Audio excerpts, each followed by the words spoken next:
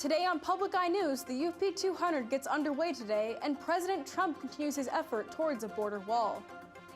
Kayla Bradell has a look at our weather on a snowy Friday, and Nate Bevu has the latest on NMU sports and a preview of Sunday's Daytona 500. Hi, I'm Mason Walls. And I'm Jillian Wormlinger, and this is Public Eye News.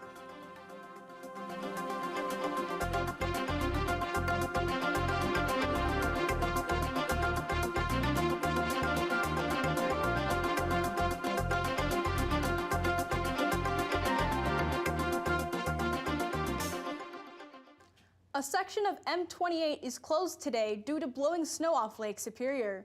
Today, the closure began at 9:45 a.m. It's between Kabagam Road and the Munising city limits. For a detour, M94 and US 41 are available, although conditions may not be that much better. Today, the Mackinac Bridge also has a high wind warning. It is advised to use caution today and into the weekend. And students at Northern Michigan University are volunteering their time Tuesday and Thursday evenings to help low-income individuals and families prepare their taxes. With people earning less than $55,000 the previous year, the Volunteer Income Tax Assistance Program, also known as VITA, works to help all students. VITA is made up of students who belong to Beta Alpha Psi, an accounting and finance club. VITA Vice President Kyle Megoris says the experience is rewarding for everyone involved. VITA will continue offering the free tax return consulting every Tuesday and Thursday from 5 to 7 p.m. until the end of tax season in April. 4 Northern Michigan University professors have filed a lawsuit against the university on complaints of gender discrimination violations, according to federal labor and equal pay laws. Claudia Hart, Carol Steinhaus, Karen Stolz, and Margaret Vroman allege that the College of Business significantly underpays the female faculty compared to their male counterparts. In a statement released by NMU spokesman Derek Hall, he says NMU will not comment concerning details of pending litigation or personnel matters. He also says NMU hopes to work towards a solution in a timely manner. The lawsuit is pending in the United States District Court for the Western District of Michigan.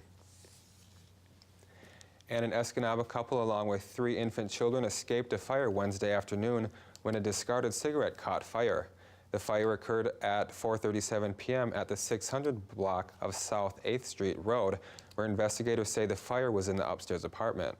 Firefighters did manage to extinguish the fire quickly and contain smoke and fire damage to the utility room in the apartment. Escanaba Public Safety wants to thank bystanders for their assistance in shoveling around a hydrant to allow firefighters to perform their duties quicker. The Michigan Ice Fest started with 7 friends sharing their love for the sport of ice climbing and evolved to an event with nearly 1,000 attendees. Held along the scenic shores of Lake Superior in the Pictured Rocks National Park, Ice Fest offers group climbs, gear demos, presentations, and socials happening February 13th through the 17th.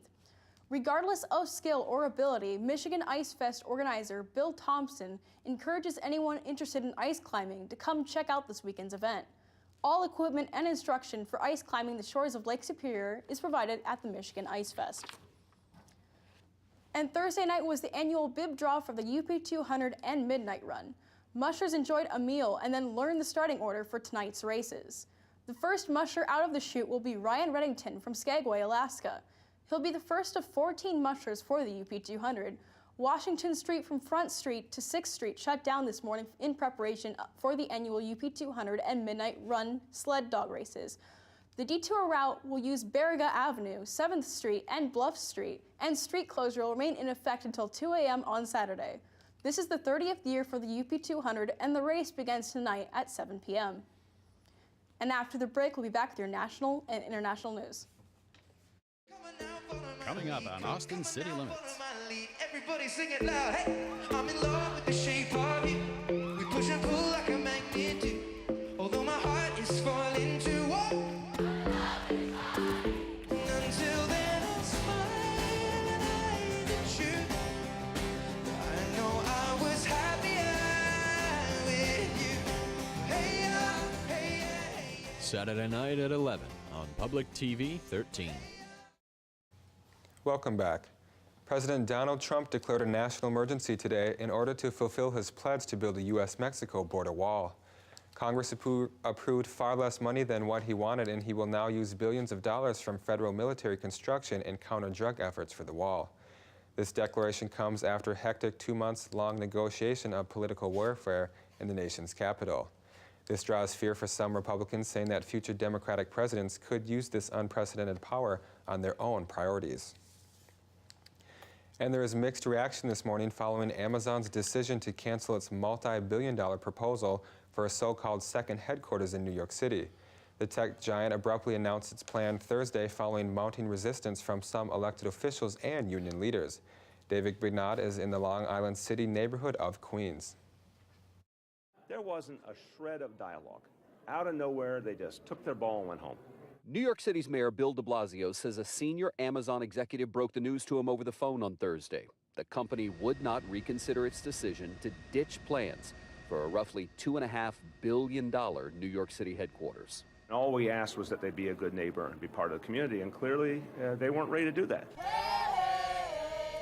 Demonstrators who for months raised concerns about the project celebrated near the site where Amazon planned to build. We are reclaiming our economy and our democracy. Supporters applauded the deal's 25,000 expected jobs, workforce training, and nearly $30 billion in estimated revenue over 25 years. Critics, however, worried about the rising housing costs and Amazon's opposition to labor groups and over $3 billion in tax breaks.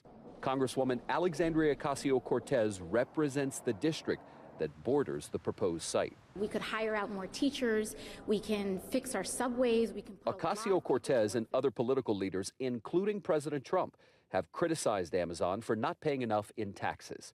This year, the company will reportedly pay $0 in federal taxes on more than $11 billion in profits. In a statement, Amazon blamed politicians who will not work with us to build the type of relationships that are required to go forward with the project.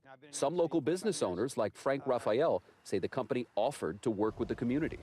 They were coming to meetings, they were speaking, and they really were trying to do the right thing. The Trump administration is sending another large shipment of humanitarian aid to the Venezuelan border in Colombia for the first time using U.S. military aircraft. The 250 tons of food supplies, hygiene kits, and nutritional supplements will begin arriving Saturday to the border city of Cucuta. Boxes of emergency aid stamped with the U.S. flag are already warehoused, awaiting delivery into Venezuela. The aid came at the request of opposition leader Juan Guaido, who the U.S. and dozens of other countries have recognized as Venezuela's rightful leader. Last year, the U.S. government sent more than $100 million in aid to Cucuta to help Colombian authorities absorb some of the 3 million of Venezuelans fleeing hyperinflation and food shortages. Maduro said he was willing to meet President Donald Trump at any time or place to resolve the crisis over U.S. recognition of Guaido. And people in California are dealing with staggering levels of rainfall, including nearly 10 inches in just 2 days at one spot in the San Bernardino Mountains. CBS News' Mark Liverman shows us how a series of winter storms has all but eliminated drought-level dryness in California this winter. Relentless rain, heavy winds, massive mudslides. Officials are calling the weather system the Pineapple Express, a wave of moisture from Hawaii lingering over California. Sound like a tornado, kind of, but then I thought it was an earthquake. What Lisa Mulbert heard was a mudslide right near her California home in Sausalito. It sent houses straight down this hill. I heard a noise which I thought maybe it might have been just a big loud rumble. I don't know if it was going on, if it was an earthquake or a tree fell or something. The rushing water caused this concrete wall along a set of homes in Lake Elsinore to collapse and crumble. Torrential rain has also inundated Southern California, turning tunnels into lakes and streets into rivers. This woman's car was almost fully submerged. The water was halfway up her doors. When the police came and I said, the water's coming in fast, should I get out of the car? And the police said, yeah, you can get out of the car. So I waded across. Other roads were completely closed off because of rushing floodwaters. It's not just the water, but the debris and the rocks and the trees that can cause a lot of damage. Officials are warning of possible avalanches in the backcountry of the Sierra Nevada mountains. The area could see up to 7 feet of snow. Forecasters say California will continue to feel the effects of this system through today. Mark Liverman, CBS News. And stay tuned. After the break, we'll have your weather and sports. Since Deng Xiaoping introduced market-style reforms 40 years ago, China has made remarkable strides to return to being one of the world's leading powers, and few people realize how fast. A new effort has Hong Kong, Macau, and 9 cities in the Guangdong province spurring innovation and economic development through better cooperation and connections while maintaining culture and addressing environmental concerns. It's known as China's Big Bay. Wednesday afternoon at 1 on Public TV 13. Welcome back. I'm Caleb Rydell. We're going to be taking you through your weather for today. As you can see behind me on the NMU campus, we have some snow out there that has been sticking around for a little while, and it's probably going to be here a while longer as we are in the midst of winter. Snow outside right now at the temperature of 19 degrees, winds out of the north-northwest at 23 miles per hour, and a barometric pressure of 29.84 inches and rising. Taking a look tonight, we're going to see that snow is going to continue, and we have a low of 13, winds out of the north-northwest at 13 miles per hour. Taking a look tomorrow, we're going to see the clouds part a little bit and get a little bit of sun in there with a high of 21, and winds out of the north-northwest at 5 miles per hour.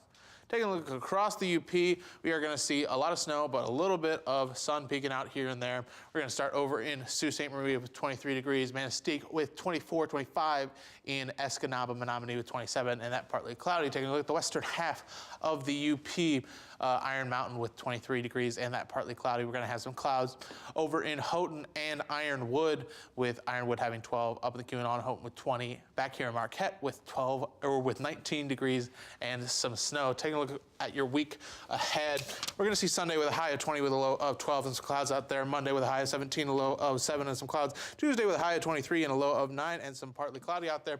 Well, we have been getting a little bit of heat here and there, but we're cooling off a little bit. But I hear we had some heat on the court. And there was a lot of heat last night in the women's game, let me tell you that. Thanks. The NMU basketball teams visited Ferris State University last night, and the women's team escaped with a 70-66 win in double overtime, but the men's team lost to the Bulldogs 78-67. Last night, senior guard Darby Youngstrom led NMU with 25 points, and sophomore Lexi Smith sank the game-winning basket for the Wildcats, and senior guard Nava Eccles led NMU with 26 points in the men's game. The victory for the women's team also earned head coach Troy Matson his 200th career win. NMU hockey continues their 4-game road trip this weekend as they visit Bemidji State University in Minnesota. The Wildcats are coming off a weekend split at the University of Alabama Huntsville, while the Beavers are coming off their own road split at Ferris State. Both teams first met last October as NMU shot out the Beavers 3-0 in the Friday game, but Bemidji shocked NMU 2-1 in the Saturday game after a goal with 3 seconds left from Aaron Miller. Face-off is scheduled for 7:07 on Friday and Saturday. Over to NASCAR, the 61st annual Daytona 500 is set to drop the green flag this Sunday in Daytona Beach, Florida. William Byron won the pole position for the big race, while Kevin Harvick and defending Cup Series champion Joey Logano won the Gander RV qualifying duels last night. All 3 drivers and many others qualified will battle defending 500 champion Austin Dillon, who won last year's race after a crash from Eric Almirola on the last lap. And that will do it for your Public Eye News today. Thank you for tuning in, and have a great weekend, everyone.